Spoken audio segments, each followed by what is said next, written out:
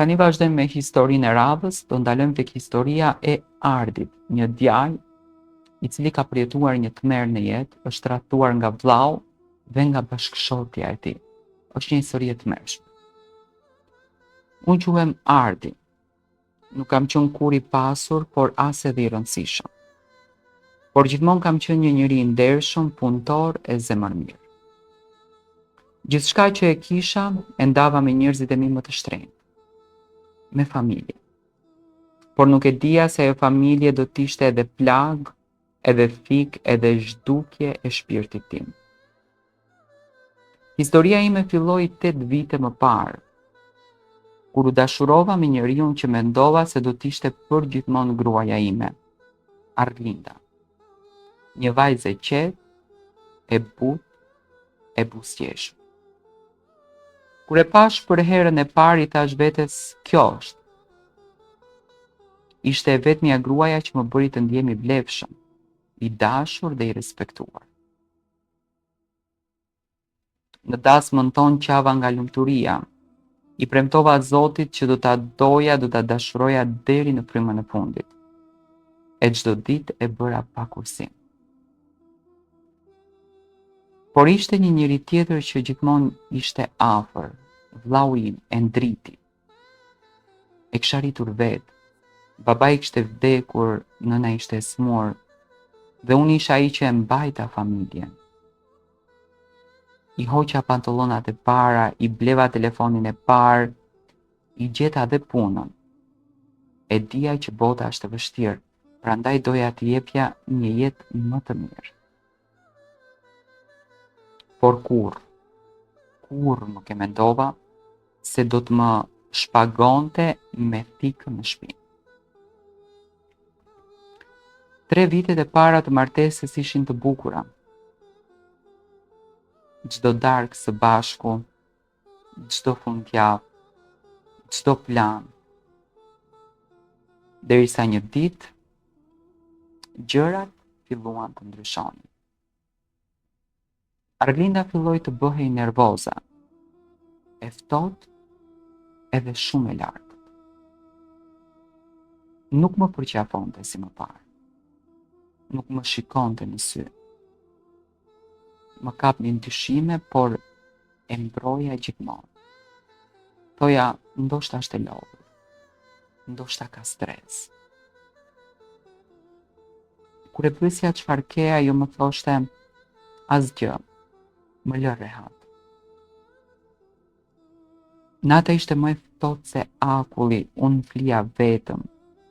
Ajo kthente shpinën e zemra ime më binte cop e më cop, edhe unë heshti. Një të shtunë kthehem papritur nga puna më herët. Hapa derën e shtëpisë dhe dëgjova zëra nga dhoma e gjumit. Zëra të heshtët, të mbytur. Hapat e mi unë pinë, zemra më ndalë. Nuk doja të besoja atë që e mendova, por trupi më çoi vetë drejt derës. E hapa me frikë. Aty, në shtratin tim, në shtëpinë time, pash gruan time dhe vllaun tim. Të zhveshur, të kapur pas njëri tjetrit. Ajo syti uli, ndërsa i buzëqeshi cinik, sikur asnjë gjë të mos kishte ndodhur. Unë rash në tokë, nuk mu dridhen vetëm duart, por mu dridh i gjithë shpirti. E pyeta vetëm një fjali, pse? Gruaja ime tha, sepse ai është më i gjallë, më burr e më i gjallë se ti. Unë thyeva, vllai im, ai që unë e rrita, që ushqeva, që i dhurova gjithçka, më mori gruan. U largova.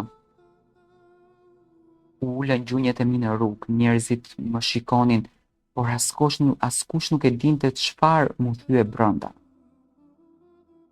Pas disa ditësh nëna u sëmur më keq. Kur e mori vesh të vërtetën, ajo plasi së qari dhe më tha: "Do të kisha vdekur më mirë se sa të shihja djemtë të mi kështu." Por vllau im nuk ndaloi. U largua me të, u shfaqën si çift, nuk u fshehën, e nderuan tradhtinë e tyre sikur të ishte triumf. Unë rash në depresion, nuk flisja me askënd, nuk haja, nuk punoja. U bëra si hije, kishte net që flija me rrobat e dasmës ndër duar. Dhe sot i ruaj jo si dashuri, por si plak. Një shok i vjetër më tha: "Duhet të ngrihesh. Nuk ka vdekur jeta." Por unë isha i vdekur brenda meje. Pas një viti Arlinda më kërkoi të takohemi. E takova. Jo sepse e doja, por sepse më duhej një përgjigje.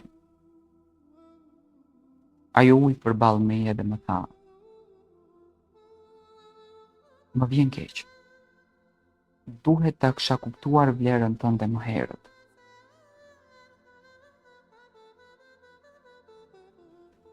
Unë buzëqesha hidhur. "Vlera ime nuk është për ty", thash. "Ti madhe vdekjen kur jeta të më falte mua." A ishte takimi i fundit.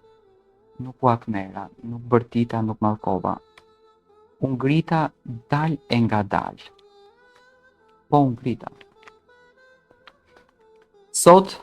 Sot jam vetëm, po jam gjallë. Por i ndërtoj veten, po jetoj. Kam mësuar një të vërtet hidhur. Nuk të vret armiku, të vret njeriu që ushqen, e ndihmon dhe e mbron. Unë e dua dashurin, por nuk e besoj më lehtë. Dua familjen, por nuk i afrohem askujt.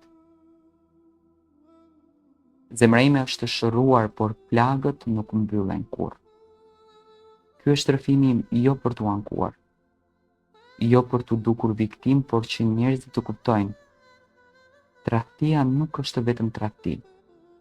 Tradhtia të vret, ndërsa ti je gjallë. Në fakt, ky është rrëfimi i Ardit, djalit i cili me shumë dashuri u mundua që të ndërtonte një familje, do me thënë që ta kuptoni edhe një herë. Ardi është tradhtuar nga bashkëshortja e tij edhe nga vllau. Vllau e ka tradhtuar. Do me thënë, ja ka marrë gruan. Dhe sot Ardi i shkruan këto fjalë me pikëllimin më të madh.